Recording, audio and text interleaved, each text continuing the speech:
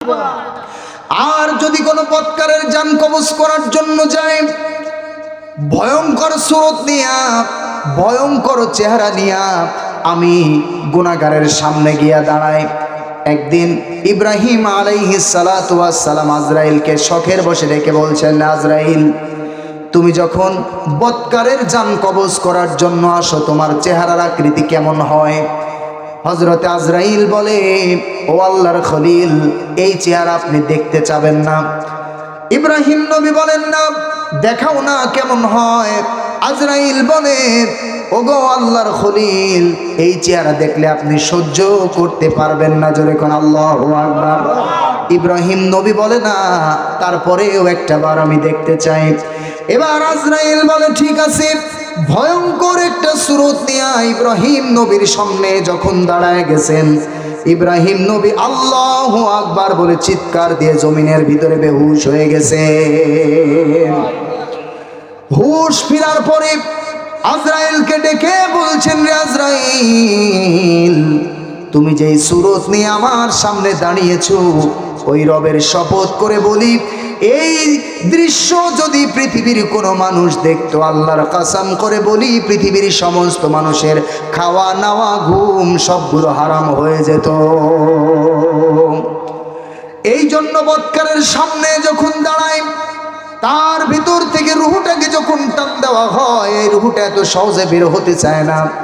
কখনো বা ডানে চলে যায়, আবার কখনো বা বামে চলে যায়। এই রুহটা মানুষের দেহের ভিতরে 360টি হাড়ের জোড়া আছে, প্রত্যেকটা জোড়ার ভিতরে ভিতরে গিয়ে লুকায়। আজরাইল বারবার ডাক দেয়, ও অশান্ত আত্মা, বের হয়ে আসো, কিন্তু দেহ থেকে আত্মা বের হতে চায় না। এই জন্য দেখবেন কিছু মানুষের মৃত্যুর পরে তাদের চোখগুলো তাকায় থাকে, কিছু মানুষের মৃত্যুর পরে মুখটা ফাঁকা হয়ে থাকে, কিছু মানুষের মৃত্যুর সময় প্রস্রাব পায়খানা করে ফেলে, কিছু মানুষ মৃত্যুর সময় হাত পা মুখগুলো বাঁকা হয়ে যায়। জোরে কোন ঠিক কিনা? আল্লাহ রাব্বুল আলামিন এমন একজন ফেরেশতা নিযুক্ত করেছেন, এই ফেরেশতার কাজই হলো জানটাকে কবজ করা। ও বন্ধু, দুনিয়ার জীবনে একজন মুমিন হয়ে মরতে হবে। দুনিয়ার জীবনে যদি বৎকার হয়ে আমি আপনি মরি, তাহলে আমার সঙ্গে আজরাইলের ব্যবহার কি ভালো হবে না খারাপ হবে বলেন? আজরাইল মোটেও ভালো ব্যবহার করবে না। মৃত্যুর যন্ত্রণা কত জানো? একটা তাজা খাসি ছাগলকে জবাই ছাড়া ওই খাসি ছাগলকে গাছের সঙ্গে বেঁধে নিয়ে তার দেহ থেকে চামড়াগুলো টান দিয়ে খুললে যতটুকু না কষ্ট তার অনুভব হয়, এর চাইতে 1000 গুণ কষ্ট অনুভব হবে যে এই লোকটার সহজ মৃত্যু হবে। আল্লাহু আকবার বলেন। চিন্তা করা যায়? কল্পনা করা যায়? কল্পনা করলে গা শিউরে উঠে। জোরে কোন আল্লাহু আকবার। আমার ভাইরা, আমার নবীজির হাত মোবারক আস্তে করে আজরাইলের হাতগুলোকে সরায় দিলেন।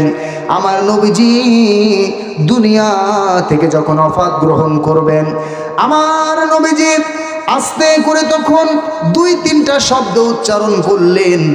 তার ভিতরে একবার আয়েশাকে ডেকে বললেন, রে মা, আয়েশাকে ডেকে বললেন, আমার নবীজি মা আয়েশাকে ডেকে বললেন, রে আয়েশা, আমি তো দুনিয়া থেকে ওফাত গ্রহণ করে চলে যাব, আমার ঘরের ভিতরে কি কোনো সম্পত্তি বা কোনো জিনিস আছে নাকি? মা আয়েশা বলেন, ইয়া রাসূলুল্লাহ, আমাদের ঘরের ভিতরে 6 টুকরা স্বর্ণের বার আছে। জোরে কোন কি আছে? 6 টুকরা স্বর্ণের বার আছে। আমার নবীজি বললেন, আয়েশা, আমি রাসূল দুনিয়া থেকে বিদায় গ্রহণ করব, ওফাত গ্রহণ করব, আমি নবীর ঘরে 6 টুকরা স্বর্ণের বার থাকতে পারবে না। এই 6 টুকরা স্বর্ণের বার আমি রাসূল দিন কায়েমের আন্দোলনের জন্য এই স্বর্ণগুলো আমি এখন আল্লাহর রাস্তায় দান করে দিলাম। এই স্বর্ণগুলো দান করে দিলাম। আর শেষবার একটা মেসেজ রাসূলুল্লাহ আমাদেরকে দিয়ে গেলেন। আমার নবীজির মৃত্যুর সময় তার জবান দিয়ে বের হয়েছে, আসসালাত আসসালাত আইমা মালাকাত আইমানুকুম, ও আমার প্রাণের উম্মতেরা, ইচ্ছা করে কখনো নামাজ তোমরা ছেড়ে দিও না। আল্লাহু আকবার বলেন। নবীজির জীবনে নামাজ দিয়ে তিনি এত সতর্ক থেকেছেন, রাত চলে গেছে, রাতের বেলায় আমার রাসূল সেজদায় পড়ে থেকেছেন। জোরে কোন আল্লাহু আকবার। নবীজি যখন নামাজে দাঁড়াতেন তার পা মোবারকগুলো ফুলে ফুলে যেত। আমার নবীজি এত লম্বা সেজদা দিতেন, অনেক সময় সাহাবীরা মনে করতো আমার নবীজি বুঝি আর সেজদা থেকে মাথা উঠাবেন না। আমার ভাইরা, আমার নবীজি এত কষ্ট দুনিয়ার জীবনে করে গেছেন, এর মূল কারণ ছিল আমার নবীজির গোনা দুনিয়ার জিন্দেগিটাতে তিনি নামাজ কায়েম করতে চেয়েছেন। জোরে কোন ঠিক কিনা? আমার নবীর সাহাবীরা এত কষ্ট করেছেন, নিজের জীবন তারা বাজি রেখে ইসলামটাকে আমাদের জন্য উপহার দিয়েছে।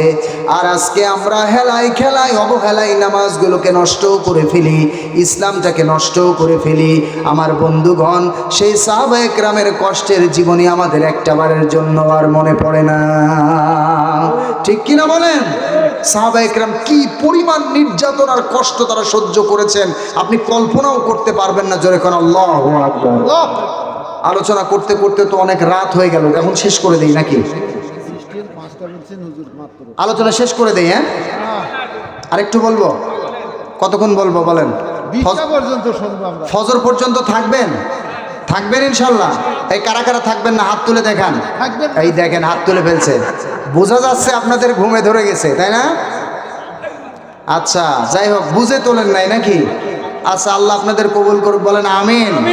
থাকবেন কারা কারা? হাত তোলেন তো দেখি, এখন এনার্জি আছে কাদের? লিল্লাহে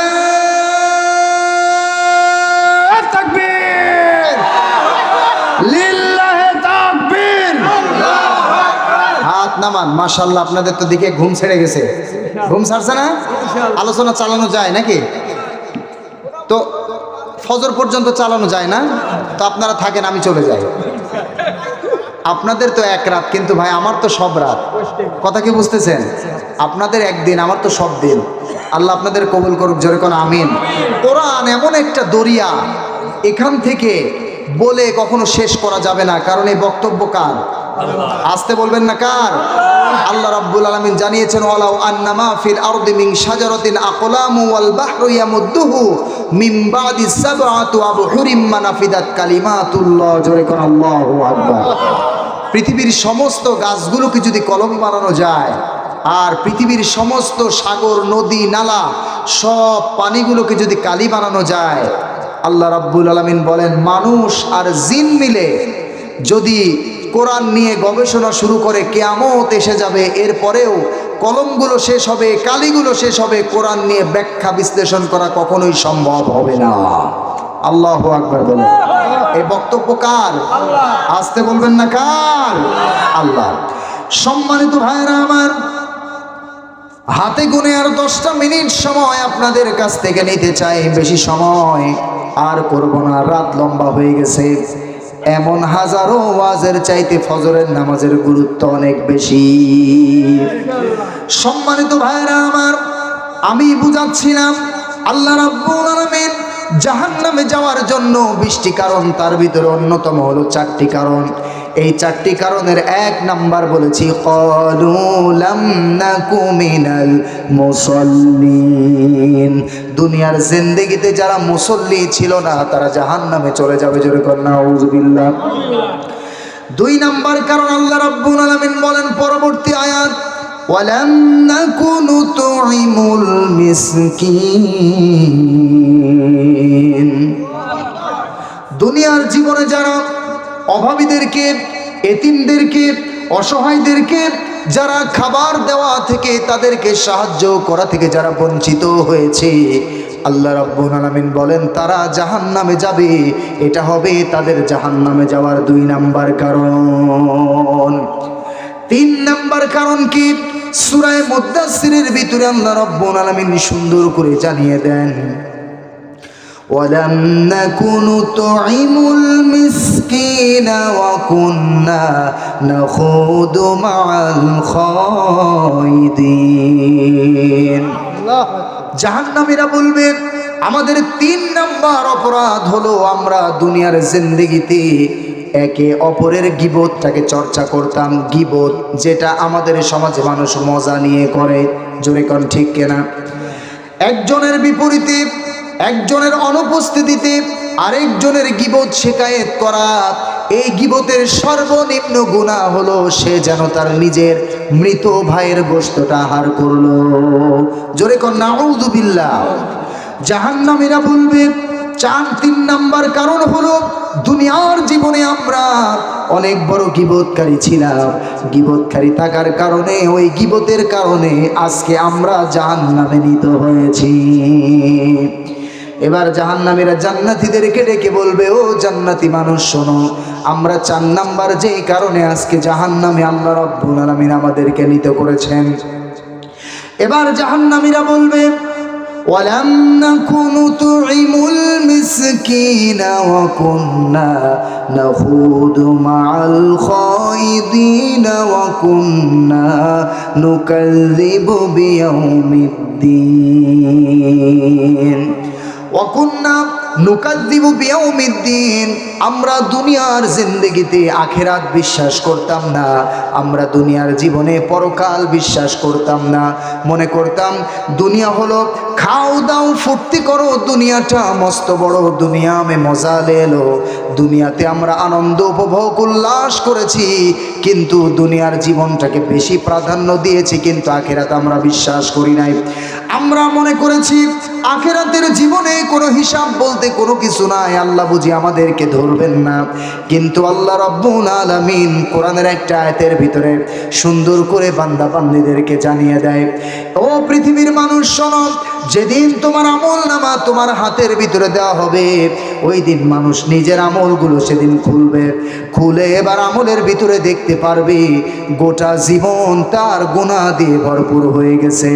তখন দেখবে ছোট থেকে ছোট গুনাহ, বড় থেকে বড় গুনাহ, এত গুনাহ দেখে মানুষ বলবে, আল্লাহ তাআলা এত গুনাহ আমরা আমাদের জীবনে আমরা করি নাই, এই গুনাহগুলো সব আপনার ফেরেশতারা বানায় বানায় লিখেছে। তখন আল্লাহ রাব্বুল আলামিন দুনিয়ার জীবনে যেমন একটা বাড়ির পাহারা দেওয়ার জন্য পাহারাদারের প্রয়োজন নাই, ওই বাড়ির ভিতরে সিসি ক্যামেরা লাগানো আছে না নাই বলেন? এই সিসি ক্যামেরার চোখ কিন্তু চোরের দিকে থাকে, বাড়ির ভিতরে কারা আসলো কারা গেল ওই সিসি ক্যামেরা কিন্তু রেকর্ড করে রাখে। আল্লাহ রাব্বুল আলামিন বলেন, ও বান্দা বান্দি শোনো, তোমরা যে অপরাধ করো, তোমরা যে গুনাহ করো, গোপনে করো আর প্রকাশ্যে করো, দিনের বেলায় করো আর রাতের বেলায় করো, যেখানেই গুনাহ করো না কেন, আল্লাহ রাব্বুল আলামিনের নিযুক্ত ক্যামেরা আছে, 2 জন ফেরেশতা আছে, কিরামান কাতিবিনা ইয়ালামুনা মা তাফআলুন। 2 কাদের 2 জন ফেরেশতা, একজনের কাজ হলো আপনার আমলগুলো লিপিবদ্ধ করবে, কোড করবে, আরেকজনের কাজ হলো আপনার জীবনের সব গুনাহগুলো তারা কোড করবে। এই গুনাহগুলো লিখে আল্লাহর সামনে যেদিন প্রেজেন্ট করবে, বান্দা বলবে, আল্লাহ তাআলা এত গুনাহ আমরা জীবনে করি নাই, আমাদের এই গুনাহগুলো আপনার ফেরেশতারা বানায় বানায় রেখেছে। তখন আল্লাহ রাব্বুল আলামিন বান্দার এই জিহ্বাটাকে টান দিয়ে বের করে মাথার পিছন দিয়ে নিয়ে পিঠের ভিতরে মোহর দিয়ে আটকায় দিবেন, আর আল্লাহ রাব্বুল আলামিন ওই বান্দার জবানটাকে বন্ধ করে দিবেন। সূরা ইয়াসিনের ভিতরে আল্লাহ রাব্বুল আলামিন বলেন, আল ইয়াউমা নাখতিমু আলা আফওয়াহিহিম ওয়া তুকাল্লিমুনা আইদিহিম ওয়া তাশহাদু আরজুলুহুম বিমা কানু ইয়াকসিবুন। ছোট থেকে ছোট আমল, বড় থেকে বড় আমল সেদিন আপনার ধরা পড়ে যাবে। আল্লাহ রাব্বুল আলামিন সেদিন হাতের জবান খুলে দিবেন। জোরে করে আল্লাহু আকবার। হাতে কথা বলবে, চোখ কথা বলবে, পায়ে কথা বলবে। সেদিন হাত হয়তো আপনার পক্ষে দাঁড়াবে, না হয়তো বিপক্ষে যা দাঁড়ায় যাবে। সেদিন হয়তো হাত আপনার পক্ষে সাক্ষী প্রদান করবে, আর না হয়তো আপনার বিপক্ষে দাঁড়ায় যাবে। যদি নিজের হাত নিজের বিপক্ষে দাঁড়ায় যায়, ওই জায়গায় কি আর বাঁচার কোনো উপায় আছে? ওই জায়গায় বাঁচার কোনো উপায় নাই। এরপরে ওই মানুষগুলো বলবে, মালি হাযাল কিতাবি লা ইউগাদিরু সগীরাতাও ওয়ালা কাবীরাতান ইল্লা আহসাহা। আল্লাহ তাআলা এ কেমন কিতাব, ছোট থেকে ছোট গুনাহ, বড় থেকে বড় গুনাহ, সগীরা এবং কবিরা কোন গুনাহ দেখি এই কিতাবের ভিতরে বাদ যায় নাই। আল্লাহু আকবার বলেন। সেদিন আল্লাহ রাব্বুল আলামিন পাকড়াও করবেন আর বান্দাদেরকে ধরবেন। ওই কিয়ামতের ময়দানে একটা একটা করে বান্দাকে ধরবেন, সেকেন্ড মিনিটের হিসাব নেবেন। এই জন্য মুসলমান, কোন মানুষকে যদি আল্লাহ রাব্বুল আলামিন হিসাব নেওয়া শুরু করেন, ওই মানুষ কিন্তু হিসাব দিয়ে আল্লাহর জান্নাত পর্যন্ত যেতে পারবে না। নবীজি বলেন, সাহাবায়ে কেরামকে বলেন, ও সাহাবীরা, কোন মানুষ কিন্তু হিসাব দিয়ে আল্লাহর জান্নাত পর্যন্ত যেতে পারবে না। সাহাবায়ে কেরাম ডেকে বলে, ইয়া রাসূলুল্লাহি, আপনি তো আল্লাহর নবী, আপনিও কি পারবেন না? আমার নবীজি সুন্দর করে সাহাবায়ে কেরামকে জানিয়ে দেয়, ও সাহাবায়ে কেরাম শোনো, কিয়ামতের ময়দানে আল্লাহ যদি আমাকেও পাকড়াও করে আর আমার কাছ থেকেও যদি হিসাব গ্রহণ করে, আল্লাহর নামের শপথ করে বলি, ওই দিন আমি নবীরও ছাড় পাওয়ার কোনো কায়দা নাই। আল্লাহু আকবার বলেন। যদি আল্লাহ দয়া করে মাফ না করে দেন, জোরে কোন ঠিক কিনা? ছোট্ট একটা মিসাল দিলে বুঝবেন। তাফসিরে ইবনে কাসিরের ভিতরে এসেছে, এক লোক 1000 বছর হায়াত পেয়েছে। কত হাজার? এই 1000 বছর হায়াতের ভিতরে দিনের বেলা রোজা রেখেছে এবং জিহাদ করেছে, রাতের বেলা তাহাজ্জুদ পড়ে পড়ে কাটিয়েছে। এখন বলেন, এই লোকের হায়াতের জীবনে আমল কম না বেশি? একটু কথা বলেন, কম না বেশি? আমরা তো 100 বছর বাঁচি না। 100 বছর বাঁচি? মনে করেন আমাদের 20 পুরুষের হায়াত, এত লম্বা হায়াত তিনি পেয়েছেন।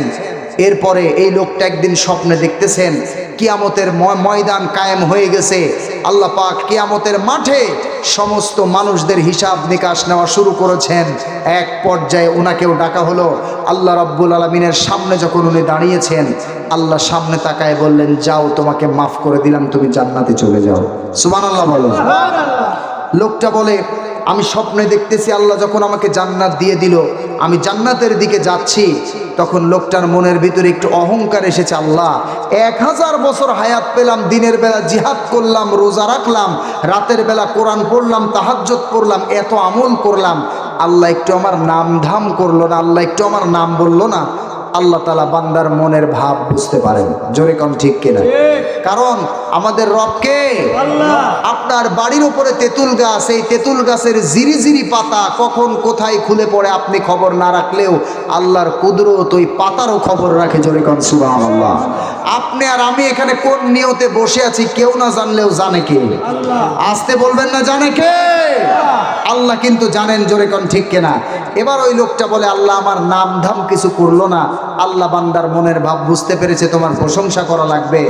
এরপরে আল্লাহ তাআলা ফেরেশতাকে বলছেন, ও ফেরেশতারা, আমার এই বান্দাকে জান্নাতে তো নিয়ে যাবে, কিন্তু যাওয়ার পূর্বে একটু জাহান্নামের পার্শ্ব দিয়ে, যেদিক দিয়ে আগুনের হাওয়া বের হচ্ছে, গরম ভাব বের হচ্ছে, ওই দিক দিয়ে একটু ঘুরায় নিয়ে জান্নাতে নিয়ে যাও। এবার আল্লাহর বান্দা জান্নাতে যাবে, ফেরেশতারা ওই জাহান্নামের পার্শ্ব দিয়ে ঘুরায় যখন জান্নাতের দিকে নিয়ে যেতে চায়, এবার আল্লাহর বান্দা ফেরেশতাদেরকে ডাক দিয়ে বলে, ও ফেরেশতারা, আমার তো গলায় পানির পিপাসা লেগে গেছে, আমার একটু পানির ব্যবস্থা করো। আল্লাহু আকবার। ফেরেশতারা বলে যে, ও আল্লাহর বান্দা, এটা কি দুনিয়া যে চাইলেই পানি পাওয়া যাবে? পানি দিতে পারি, শর্ত আছে, 500 বছরের ইবাদত মাইনাস করে আমাদেরকে দেওয়া লাগবে, তাহলে এক গ্লাস পানির ব্যবস্থা করতে পারি।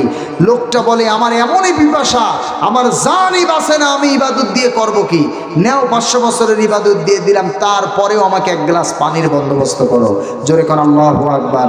দুনিয়ার সাধারণ আগুন চামড়ায় লাগলে চামড়া পুড়ে যায়, গোশত পুড়ে যায়, তারপরের হিসাব। আর জাহান্নামের আগুন ডাইরেক্ট কলিজায় আঘাত করবে, জোরে কোন আল্লাহু আকবার। এবার আল্লাহর বান্দা পানি পান করেছে, বাকি আছে আর কত? আর 500 বাকি আছে। এবার জান্নাতে যাবে, তার একটু আগ দিয়ে বলে, ও ফেরেশতার একটু প্রস্রাবের ব্যবস্থা করে দাও। আল্লাহু আকবার বলেন। ফেরেশতারা বলে, যে ও আল্লাহর বান্দা, এটা কি দুনিয়া নাকি যে কোনো জায়গায় প্রস্রাব করা যাবে? বলে, দেখো আমার অবস্থা ভালো না, আমার প্রস্রাব করাই লাগবে, না হয় আমি মারা যাব। তখন ফেরেশতারা বলছে, তোমার প্রস্রাবের এতই বেগ? বলে, হ্যাঁ, আমার এতই বেগ, যদি আমাকে প্রস্রাব করার ব্যবস্থা না করো, আমার জামা কাপড় সব নষ্ট হয়ে যাবে। মানুষ যখন বিপদে পড়ে তখন কিন্তু মানুষের বুদ্ধি লোপ পায়, জোরে কোন ঠিক কিনা? মানুষ সেন্সলেস হয়ে যায়, কি দিয়ে কি করবে কোনো হুঁশ পায় না, ঠিক না বে ঠিক বলেন? এবার এই লোকটা বলে যে, ঠিক আছে, তাহলে প্রস্রাব করার ব্যবস্থা করতে গেলে কি করা লাগবে? ফেরেশতারা বলে ওই যে 500 বছর বাকি আছে ওইটাও দেওয়া লাগবে। আল্লাহু আকবার। বলে ঠিক আছে যাও, দিয়ে দিলাম। এবার পানি খাইলো 500 বছর দিয়ে, বের করলো কত বছর দিয়ে? 500 বছর দিয়ে। ইবাদত কি আর জীবনে আছে? এই কথা বলেন না আছে? আল্লাহর এই বান্দা জান্নাতের ভিতরে প্রবেশ করবেন, অটোমেটিকলি জান্নাতের সামনে কালো পর্দা দিয়ে ঢেকে গেছে। এবার আল্লাহর বান্দা বুঝতে পেরেছে আমার 1000 বছরের ইবাদত তো আমি শেষ করে ফেলেছি, জান্নাতে যাব কি দিয়ে? আল্লাহ রাব্বুল আলামিন ডাক দিয়ে বলেন, রে বান্দা, তোমাকে 1000 বছর হায়াত দিয়েছিলাম। এই 1000 বছর হায়াতের ভিতরে রোজা রেখেছো, জিহাদ করেছো, তাহাজ্জুদ পড়েছো, কোরআন পড়েছো, কিয়ামুল লাইল করেছো। ও আল্লাহর বান্দা, ও বান্দা শোনো, এক গ্লাস পানি ভিতরে ঢুকালে আর বের করলে 1000 বছরের ইবাদত তোমার শেষ হয়ে গেল। এখন আমি আল্লাহ তোমার কাছে হিসাব নিতে চাই, তোমার জন্মের পর থেকে আজকের দিন পর্যন্ত কত হাজার গ্লাস পানি পান করেছো। এক গ্লাস পানির জন্য যদি 1000 বছরের ইবাদত দেওয়া লাগে, তাহলে জন্মের পর থেকে আজকের দিন পর্যন্ত যত হাজার গ্লাস পানি পান করেছো, প্রত্যেকটা গিলাসের হিসাব দিয়ে তারপরে আল্লাহর জান্নাত। আল্লাহু আকবার বলেন। কেউ পারবে না হিসাব দিয়ে জান্নাতে যেতে, কেউ পারবে না। জোরে কোন আল্লাহু আকবার। এই জন্য ভাইরা আমার, আল্লাহ রাব্বুল আলামিন ওসিলা ধরে ধরে বান্দাদেরকে মাফ করে দিবেন। আল্লাহ রাব্বুল আলামিন বান্দাদেরকে দয়া করে মেহেরবানি করে মাফ করে দিবেন। জোরে কোন আল্লাহু আকবার। অনেক মানুষ কিয়ামতের ময়দানে দেখবে দুনিয়ার জীবনে নামাজ পড়েছি, রোজা রেখেছি, যাকাত দিয়েছি, দান করেছি, সদকা করেছি, অসহায় মানুষদের পাশে দাঁড়িয়েছি, কিন্তু মৃত্যুর পরে দেখবে আমল নামার খাতাগুলো হয়ে গেছে শূন্য। জোরে কোন আল্লাহু আকবার। আমল নামায় কোনো আমল নাই। আবার কিছু মানুষের আমল নামে এমন হবে, তাদের আমল দেখে তারা নিজেই আশ্চর্যান্বিত হয়ে যাবে, আর ডেকে বলবে, ও মালিক, আমার জীবনের এত বড় আমল তো আমি কোনোদিন করি নাই, এত আমল আমার জীবনে কিভাবে জমা হয়েছে? আল্লাহ রাব্বুল আলামিন বলবেন, ও বান্দা, দুনিয়ার জীবনে হয়তো তুমি ছোট ছোট ইবাদত করেছো, হয়তো তুমি ছোট ছোট আমল করেছো, ওই আমলগুলোর কথা তোমার মনে না থাকতে পারে। ওই আমলগুলোকে আমি আল্লাহ রাব্বুল আলামিন, যখন তুমি পড়েছো সুবহানাল্লাহ, যখন পড়েছো আলহামদুলিল্লাহ, যখন পড়েছো আল্লাহু আকবার, যখন তুমি একটা ক্ষুধার্ত প্রাণীর সামনে তুমি খাবার দিয়েছো, কোন অসহায় মানুষকে তুমি সাহায্য করেছো, তুমি কোন অসহায় মানুষের পাশে দাঁড়িয়েছো, কোন ভাঙা হৃদয়ওয়ালা মানুষের মাথার উপরে হাত দিয়ে তার মাথাটা বুলায় দিয়েছো, কোন ভাঙা হৃদয়টাকে তুমি জোড়া লাগায় দিয়েছো। ও বান্দা, ও বান্দি, ওই যে আমলগুলো তুমি করেছো, আমি আল্লাহ রাব্বুল আলামিন এই দুনিয়ার জীবনের এই ছোট ছোট আমলগুলোকে জান্নাতের ভিতরে বৃক্ষ বানায় রোপণ করে রেখেছিলাম। বৃক্ষটা বড় হতে হতে আজকে তোমার আমল পাহাড়ে রূপান্তরিত হয়েছে। আমল কাঁদে না, আর আল্লাহর জান্নাতে প্রবেশ করো। জোরে কোন সুবহানাল্লাহ। এই জন্য মুসলমান, দুনিয়ার জীবনে ছোট ছোট আমলগুলোকে কখনোই ছাড়া যাবে না, আর বড় বড় গুনার কাছেও যাওয়া যাবে না। জোরে কোন ঠিক কিনা? আমার বন্ধুগণ, জীবনে যদি আপনি এই ছোট ছোট আমলগুলো যদি আপনার জীবনে থাকে, বড় কোনো আমল যদি নাও থাকে, আল্লাহ পাক এই আমলের বিনিময়ে জীবনের গুনাহ মাফ করে জান্নাত দিতে পারেন। সুবহানাল্লাহ বলেন। আমি আয়াত দিয়ে দলিল দেই, দেখেন আল্লাহ রাব্বুল আলামিন বলেন, মান জাবিল হাসানাতি ফালাহু আশারু আমসালিহা। জোরে বলেন আল্লাহু আকবার। আল্লাহ রাব্বুল আলামিন বলেন, কোন মানুষ যদি দুনিয়ার জীবনে 1 টাকা দান করে, একটা নেক কাজের শুরু করে, একটা নেক কাজের সূচনা করে, আল্লাহ রাব্বুল আলামিন কোরআনের আয়াত দিয়ে দলিল দেন, ও পৃথিবীর মানুষ শোনো, আল্লাহ রাব্বুল আলামিন ওই লোকটার আমল নামায় এর 10 গুণ করে আল্লাহ জান্নাতের ভিতরে উঠায় রাখেন। জোরে কোন সুবহানাল্লাহ। ছোট ছোট আমলগুলো করার কারণে তাহলে 1 দিলে পাবেন কত? বলেন, 1 দিলে ব্যাক পাবেন কত? এটা কি আমি ঈশ্বর থেকে নিয়ে আসছি কথা? আমি কি বললাম? কোরআনের আয়াত বলি নাই? এটা হলো কোরআনের আয়াত, আল্লাহ নিজে বলতেছেন এই কথা। যদি 1 দাও, আমি আল্লাহ 10 গুণ করে তোমাকে ফেরত দেবো। জোরে কোন সুবহানাল্লাহ। আর একটু জোরে কোন সুবহানাল্লাহ। সম্মানিত ভাইরা আমার, দেখেন এখনই সময়, আমি আর আপনি যে কাল সকালের ফজরের আজান শুনবো এই গ্যারান্টি কারো আছে? জোরে কোন আছে? এমনও হতে পারে ফজরের মাইকে মুয়াজ্জিন আজানের পরে হয়তো বলবে ইন্না লিল্লাহি ওয়া ইন্না ইলাইহি রাজিউন। প্রতিদিন ফজর হয়, প্রতিদিন ফজর নামাজের পরে কোনো না কোনো মসজিদের মাইকে মৃত্যুর এলান আছে না নাই? হয়তো আমার এই গ্রামে, তা না হয়তো ওই গ্রামে, তা না হয়তো পার্শ্বের গ্রামে, গোরস্থানে প্রত্যেক দিন কবর খনন আছে না নাই?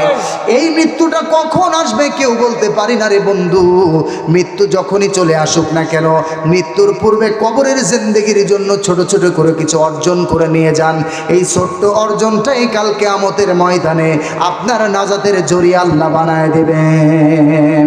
এই জন্য এই ছোট ছোট আমলগুলো যদি আমি আর আপনি করতে পারি, আল্লাহ পাক এই ছোট ছোট আমলের বিনিময় কাল কিয়ামতের ময়দানে পাহাড় সমমান সওয়াব আমার সামনে দাঁড় করায় দিবেন, যদি কোরআন সত্য হয়। জোরে কোন আল্লাহু আকবার। আমি চাই আজকের আপনাদের অত্র এলাকার মসজিদের উদ্যোগের এই আজকের মাহফিল, অত্র মসজিদ, এই মসজিদ কিন্তু আল্লাহ তাআলা এখানে বান্দা বান্দির ইবাদত আল্লাহ তাআলা এখান থেকে গ্রহণ করেন। জোরে কোন ঠিক কিনা? মসজিদে গিয়ে কি গান বাজনা হয়? কথা বলেন না কেন? মসজিদে গিয়ে কি হয়? আল্লাহকে সেজদা দেওয়া হয়। রাসূলুল্লাহ হাদিসের ভিতরে জানান, আমি নবীজির একটা হাদিস বলি, মাম বানা লিল্লাহি মাসজিদাম বানাল্লাহি লাহু বাইতান ফিল জান্নাহ। রাসূলুল্লাহ হাদিসের ভিতরে জানান, যদি কোনো মানুষ দুনিয়ার জীবনে মসজিদ নির্মাণ করে, আল্লাহ পাক তার জন্য বেহেশতের ভিতরে ঘর নির্মাণ করেন। জোরে বলেন সুবহানাল্লাহ। বেহেশতে একটা করে ঘর হোক, চান কি চান না? এই জোরে বলেন, চান কি চান না? কারা কারা চান? হাত তুলেন তো। বেহেশতের ভিতরে আল্লাহ আমার জন্য একটা ঘর তৈয়ার করেন, হাত তুলেন।